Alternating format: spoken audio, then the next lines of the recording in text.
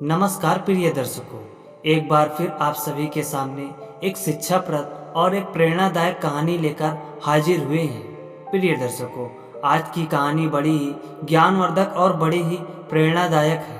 आज की यह कहानी एक गाय और एक कोयल की कहानी है। प्रिय दर्शकों, अगर इस गाय और इस कोयल की कहानी को किसी मनुष्य ने पूरा सुन लिया तो मनुष्य अपने जीवन में कभी भी किसी भी प्रकार के रोग से ग्रसित नहीं होगा। अगर इस कहानी को कोई भी मनुष्य एक बार पूरी सुन लेता है तो उस मनुष्य के जीवन में कभी किसी प्रकार की दुर्लभ स्थिति नहीं आएगी, क्योंकि वह व्यक्ति इस कहानी को सुनने के बाद में अपने जीवन की समस्त समस्याओं से मंत्रभूत हो जाएगा। दोस्तों, आज की यह कहानी बड़ी ही ज्ञानवर्धक है। आज की इस कहानी को आप सभी को पूरा सुनना है।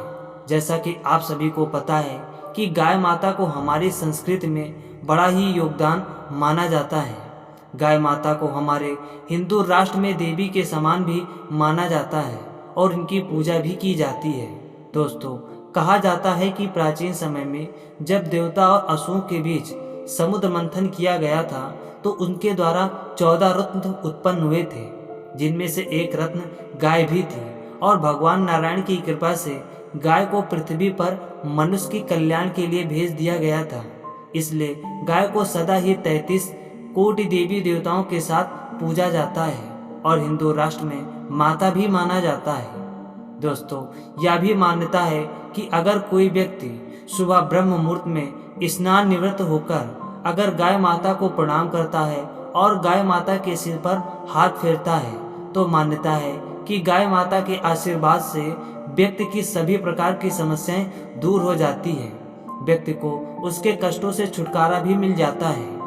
और दोस्तों, यह भी मान्यता है कि अगर कोई भी व्यक्ति गाय माता को रोज एक रोटी खिलाता है या फिर अपने भोजन करने से पहले गाय माता को स्वयं भोजन करवाता है, उन्हें चारा खिलाता है या फिर उन्हें एक रोटी भी खिलाता है तो उस मनुष्य की सभी प्रकार की समस्याएं दूर हो जाती हैं और उस मनुष्य के जीवन में कभी किसी प्रकार की धन संबंधी समस्या नहीं होती है। प्रिय दर्शकों, आज की यह कहानी बड़ी ही ज्ञानवर्धक और साथ ही बड़ी प्रेरणादायक है। इसलिए इस छोटी सी प्रेरणादायक कहानी को पूरा सुनें और अपने मित्र बंधुओं तक इस प्रेरणादायक और ज्ञानवर्धक कहानी को शेयर जरूर करें, ताकि उन्हें भी इस ज्ञानवर्धक कहानी को सुनने से जीवन के समस्त समस्याओं से छुटकारा प्राप्त हो सके और कुछ सीख प्राप्त हो सके। अगर आप हमारे इस ज्ञानवर्धक कहानी एपिसोड में पहली बार आए हैं तो चैनल को सब्सक्राइब करें और बेल आइकन को प्रेस कर दें, ताकि हमारे हर आने वाली नई वीडियो का नोटिफिकेशन आपको सबसे पहले प्राप्त हो सके। और गाय माता के लिए एक लाइक जरूर करें। तो चलिए बिना किसी देरी के वीडियो को शुरू करते हैं, इस प्यारे प्रसंग को भी शुरू करते हैं। प्रिय दर्शकों, प्राचीन समय की बात है कि एक जंगल में एक गाय माता और उसका पति बैल और साथ ही उनका पुत्र एक बछड़ा रहा करता था। उन तीनों का जीवन बड़ी हंसी खुशी के साथ व्यतीत हो रहा था। उन तीनों के जीवन में धन की कोई भी कमी नहीं थी। वह तीनों खुशी खुशी से अपना पूरा जीवन व्यतीत कर रहे थे। रोज का उनका यही कार्य था कि रोज सुबह गाय बैल और अपने पुत्र के साथ चरने चले जाते और शाम को अपने स्थान पर जाकर बैठ जाते। उनका पूरा जीवन खुशी खुशी से व्यतीत हो रहा था, परंतु भगवान को यह मंजूर नहीं था। ईश्वर को कुछ और ही मंजूर था। एक दिन अचानक से गाय बीमार पड़ जाती है और बैल गाय से बहुत ही ज़्यादा प्रेम करता था और गाय का पुत्र भी अपनी माँ से बहुत ही ज़्यादा प्रेम करता था। परंतु एक दिन जब गाय बीमार पड़ जाती है, गाय का स्वास्थ्य बिगड़ जाता है और फिर गाय बीमार होने के कारण पूरी तरह से अस्वस्थ हो जाती है। और फिर कुछ दिन बीमार होने के बाद गाय की हालत धीरे धीरे से खराब होने लगती है और ऐसा देखकर गाय का पति बैल सोचने लगता है कि कहीं मेरी पत्नी गाय की अगर मृत्यु हो गई तो मेरा कौन क्या करेगा, आखिर मेरा क्या होगा, मैं कैसे जीऊंगा। और गाय का पुत्र सोचता है कि अगर मेरी माँ की मृत्यु हो गई तो मेरा लालन पालन कौन करेगा। वह दोनों चिंतित हो जाते हैं और बहुत ही ज़्यादा व्याकुल होने लगते हैं। उसके बाद में जब गाय की स्थिति धीरे धीरे से बिगड़ने लगती है तो बैल अपने पुत्र से बोलता है कि बेटा, तुम अपनी माँ का ध्यान रखना। मैं तुम्हारी माँ के लिए किसी अच्छे रात वैद्य को बुला कर लाता हूँ जो तुम्हारी माँ को फिर से ठीक कर देगा। यह कहकर बैल एक नगर की तरफ चला जाता है और नगर की तरफ जाने के बाद में एक राजवैद्य को बुलाकर लाता है और बैल के साथ आने के बाद में वह राजवैद्य गाय को देखता है और फिर गाय का इलाज करने लगता है।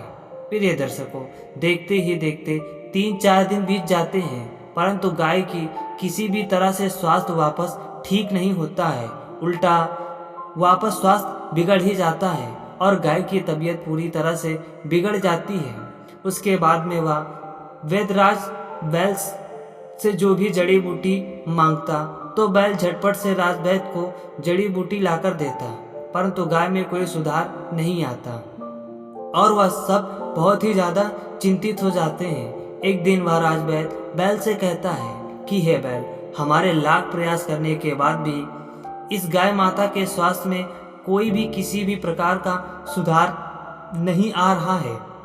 उसके बाद में बैल कहता है कि हे राजवैद्य, आप मुझे कोई भी उपाय बता दीजिए। आप जो कहेंगे वो जड़ी बूटी मैं आपको लाके दूंगा, मैं वह जड़ी बूटी आपको ला कर दूंगा, परंतु मेरी पत्नी यानी कि गाय को फिर से ठीक कर दीजिए। इसके बाद में वह राजवैद्य बैल से कहता है कि हे बैल, मैं आपको ऐसा उपाय बताऊंगा जिससे अगर आप लोग कर लोगे तो आपकी इस गाय की जान बच जाएगी और इसकी गारंटी भी मैं देता हूँ। उसके बाद में वह बैल वैद्य से कहता है कि मुझे उपाय बताइए। उसके बाद में वह राजवैद्य वैद्य से कहता है कि इस जंगल से मीलों दूर एक राज्य है और उस नगर में एक संगीतकार रहता है।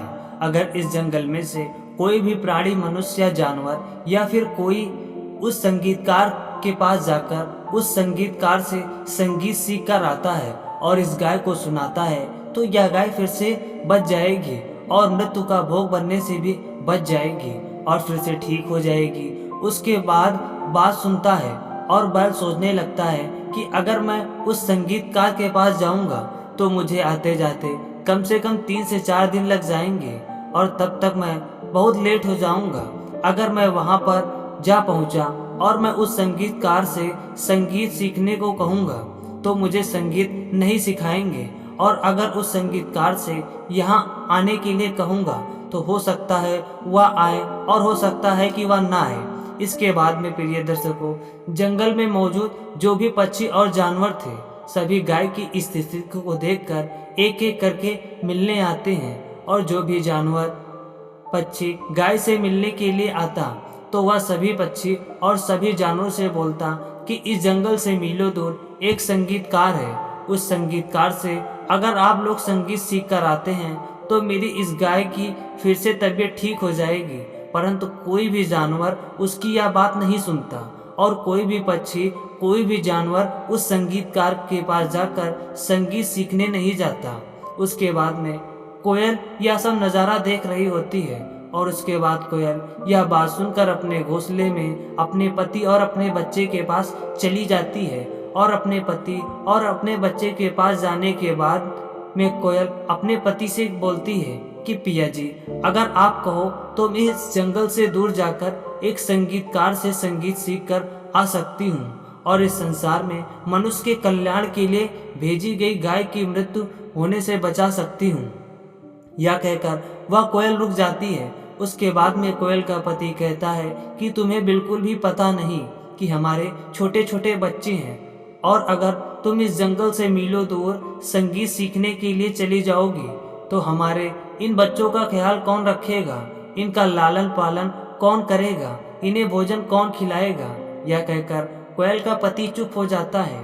उसके बाद में कुछ घंटे बाद रात हो जाती है और जैसे ही दिन पूरा ढल जाता है तो वह कोयल चुपके से उस घोंसले से निकलकर जंगल से मीलों दूर चली जाती है और जैसे ही जंगल से मीलों दूर उस संगीतकार के पास जाकर पहुंचती है तो उस संगीतकार के पास जाकर संगीतकार से कहती है कि हे संगीतकार जी, मैं कोयल हूँ और मैं इस नगर से मीलों दूर एक छोटे से जंगल से आई हूँ। मैं आपसे एक गाय की रक्षा के लिए कुछ मांगने के लिए आई हूँ। संगीतकार बोलता है कि हे कोयल, तुम मेरे से क्या चाहती हो। इसके बाद में कोयल उस संगीतकार को पूरी कहानी बता देती है।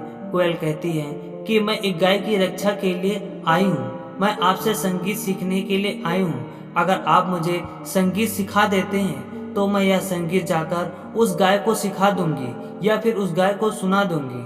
अगर मैं उस गाय को यह संगीत आपके द्वारा सिखाया गया सुना देती हूँ तो उस गाय की मृत्यु होने से बच जाएगी, क्योंकि वह गाय कलयुग के कल्याण के लिए आई है। उसका जन्म भी कल्याण के लिए हुआ है। अगर गाय की मृत्यु हो गई तो कलयुग का कल्याण कैसे होगा, मनुष्य का कल्याण कैसे होगा। उसके बाद में वह संगीतकार कोयल के द्वारा बताएगी इस पूरी बात को या पूरी घटना को सुन लेता है और उसके बाद में कोयल को संगीत सिखाने लगता है। और 1-2 दिन में वह संगीतकार कोयल को पूरा संगीत भी सिखा देता है और कोयल फिर से संगीत सीखकर अपने घर अपने जंगल की ओर आने लगती है। और जैसे ही वह कोयल जंगल में पहुंचती है तो सबसे पहले अपने घोंसले में अपने बच्चे और अपने पति के पास जाती है। जैसे ही वह कोयल अपने पति के पास जाती है तो कोयल का पति कहता है कि कोयल, आखिर तुम इतने दिनों से कहाँ थी? हम तुम्हारा इंतजार कर रहे थे। हम पूरे जंगल में तुम्हें ढूंढ ढूंढ कर तुम्हारा विलाप कर रहे थे। आखिर तुम इतने दिनों तक कहाँ थे? कहीं तो तुम चरित्रहीन तो नहीं हो गई हो? कहीं तुम मुझे छोड़कर किसी अन्य के पास तो नहीं थे?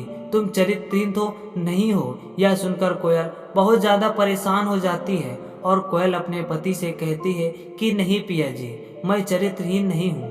मैं आपके अलावा किसी व्यक्ति से मिलने भी नहीं गई हूँ। मैं इस जंगल से मीलों दूर एक संगीतकार से संगीत सीखने के लिए गई हूँ और मैं यह संगीत सीख कर आई हूँ। अगर मैं यह संगीत एक गाय को सुना दूंगी या फिर उस गाय को सिखा दूंगी तो उस गाय की जान बच जाएगी और वह गाय ने मनुष्य के कल्याण के लिए ही जन्म लिया है और वह मनुष्य के कल्याण के लिए है। यह बात सुनकर उस घोंसले के आसपास और भी कई सारे पक्षी बैठे थे।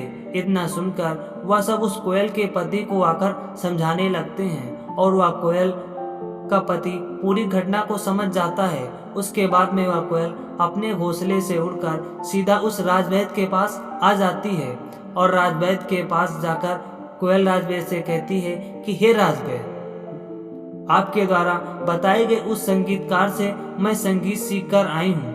मैं इस गाय की जान अब बचा सकती हूँ। यह सुनकर वह संगीतकार और बैल बहुत ज्यादा प्रसन्न हो जाते हैं और उसके बाद में वह राजवैद्य उस कोयल से कहता है कि कोयल, एक काम करो, तुम इस गाय के कान के पास जाकर बैठ जाओ और धीरे धीरे से उसे संगीत सुनाओ। उसके बाद में वह कोयल गाय के कान के पास जाकर बैठ जाती है और उस गाय को संगीत सुनाने लगती है। प्रिय दर्शकों, लगातार रोजाना कोयल आती और उस गाय के कान के पास बैठकर गाय को संगीत सुनाने लगती और धीरे धीरे लगातार गाय को इस तरह से उपचार करती रही और कुछ महीनों बाद गाय फिर से सही हो गई। उसकी तबीयत में सुधार आ गया और गाय की तबीयत फिर से ठीक हो गई।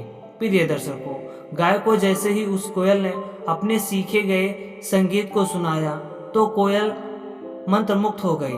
प्रिय दर्शकों, जो कोयल होती है, कोयल की जो जुबान होती है, कोयल की जो आवाज होती है, कोयल के जो स्वर होते हैं, अगर कोयल के स्वर को कोई भी मनुष्य या फिर कोई जानवर या फिर कोई भी प्राणी अपनी अंतरात्मा से आंखें बंद करके सुन लेता है तो वह व्यक्ति पूरी तरह से मंत्रमुग्ध हो जाएगा, जिससे व्यक्ति के जीवन में कभी किसी भी प्रकार की समस्या उत्पन्न नहीं होती।